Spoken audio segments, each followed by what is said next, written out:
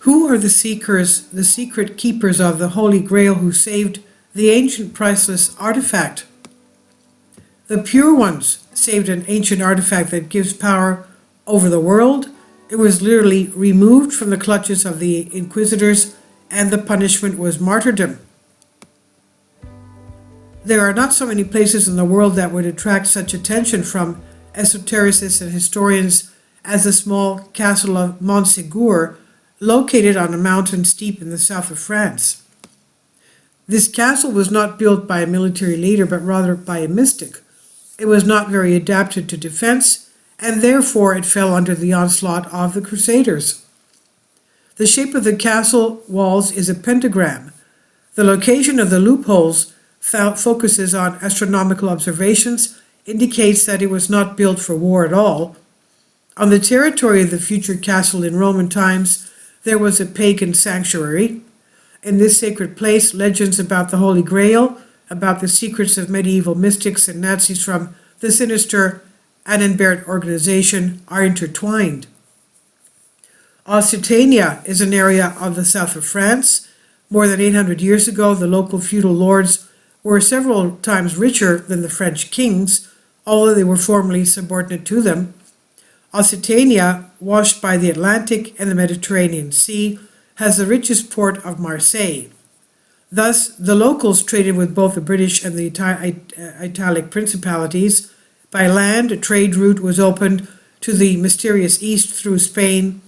Captured by the Moors, local fuel lords and merchants rapidly became richer.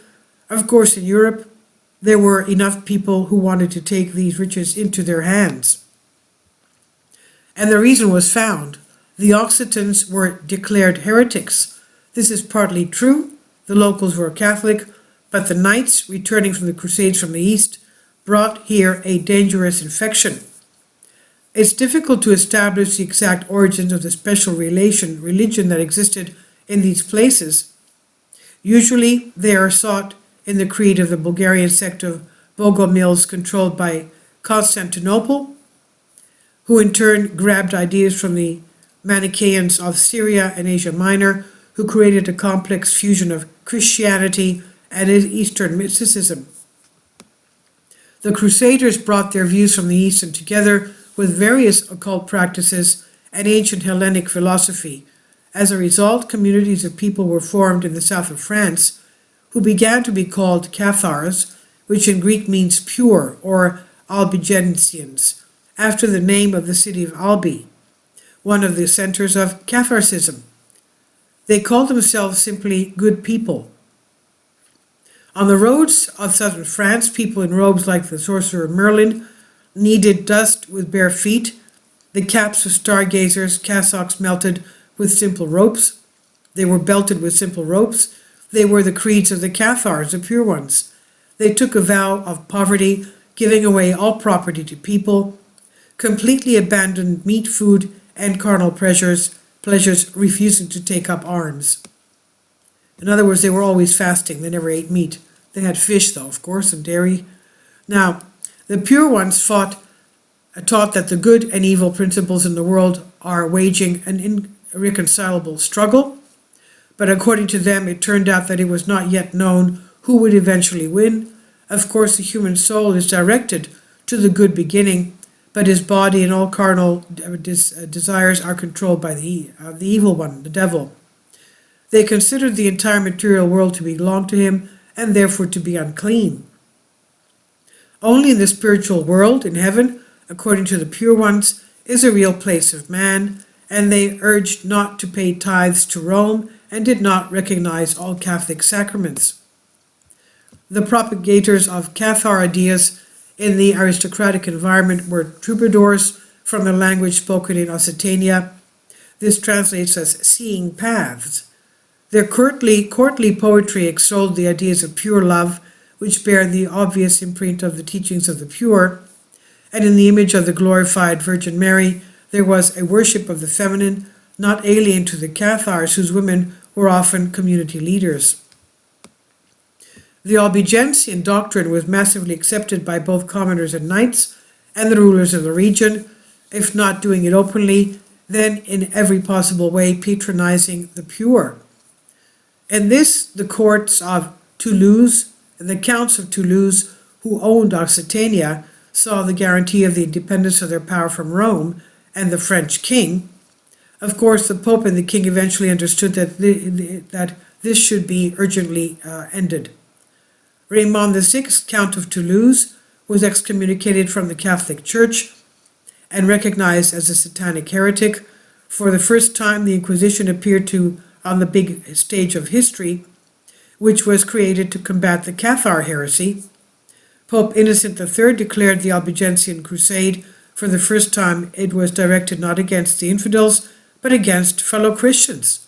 And the flowering, covered with vineyards, endless fields of wheat and orchard lands was flooded with blood. When knights asked how to distinguish heretics from honest Catholics, the papal legate said, "Kill everyone, God will know his own." Although it's worth noting that from this point of view, it was really necessary to kill indiscriminately, since the Cathars were all Occitans from young to old. It was a true popular movement. Crusaders marched like an iron roller through the province, sowing death everywhere. The last stronghold of the Cathars was the Castle Observatory of Montségur, behind the walls of which about 200 pure ones took refuge, the entire spiritual elite of heretics. For almost a year, the army of the French king besieged this fortress. There were not enough defenders, and a few warriors begged the pure ones to take up arms, but they preferred to die without giving up their views. The spiritual leader of the Cathars, Bertrand de Anne-Marty, knew that Montségur was about to fall.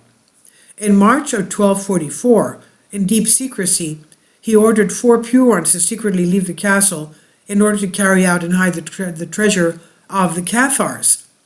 And here we come to the most interesting thing in the whole story, for they were not jewels in the usual sense.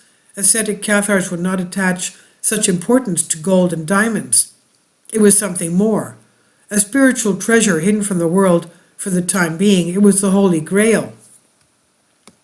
4 initiates descended on a rope from dizzying heights in the dark night, carrying perhaps the greatest artifact in the world.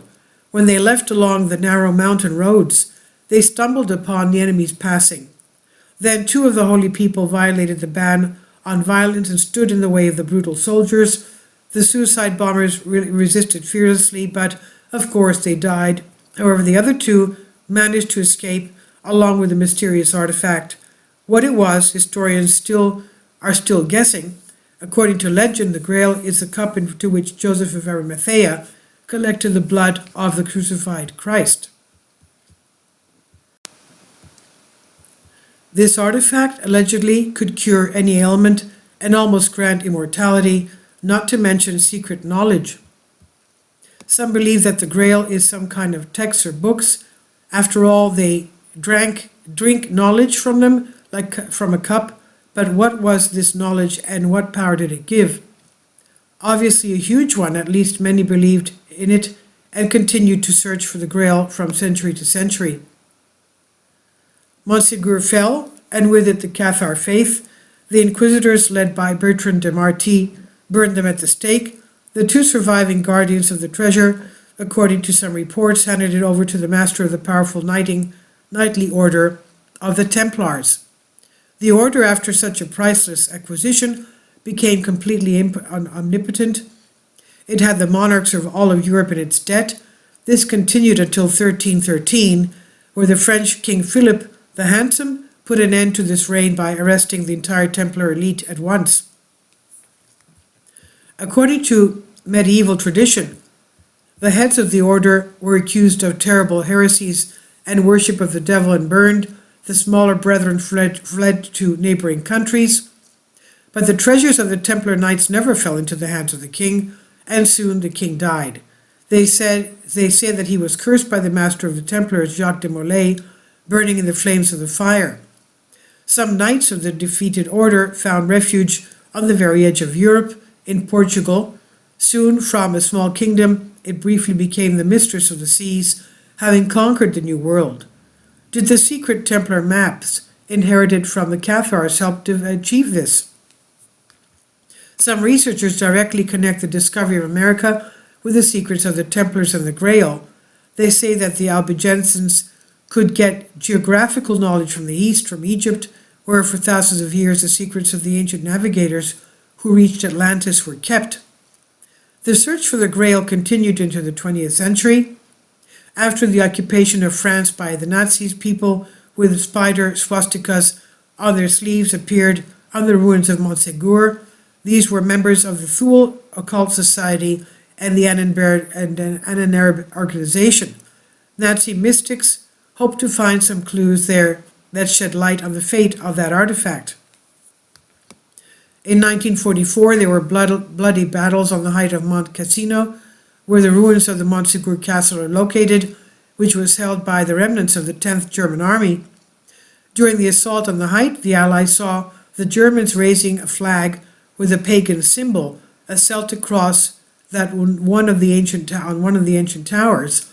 It was an ancient Germanic ritual of summoning spirits, but otherworldly forces did not help either. The Nazis were defeated. The Grail was not given to them either. This is not surprising, since they say the Grail is opened only by a pure heart. This is on Collective Spark by Solask. Please leave your comments, and thank you for your support. Kindly support my Patreon account. The daily posts are 5 videos daily, and they are totally different from what I have on my YouTube channel. Thank you so much for your support, and that you find all my content so interesting. You'll find the Patreon account details in the description box.